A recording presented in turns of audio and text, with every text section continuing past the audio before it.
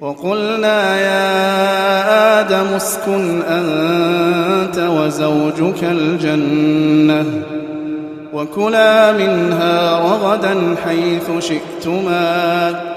ولا تقربا هذه الشجرة فتكونا من الظالمين فأزلهما الشيطان عنها فأخرجهما مما كانا فيه وقلنا اهبطوا بعضكم لبعض عدو ولكم في الأرض مستقر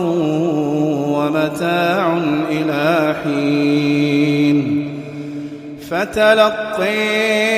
آدم من ربه كلمات فتاب عليه إنه هو التواب الرحيم قلنا اهبطوا منها جميعا فإما يأتينكم مني هدى فمن تبع هداي فلا خوف عليهم ولا هم يحزنون والذين كفروا وكذبوا بآياتنا أولئك أصحاب النار هم فيها خالدون.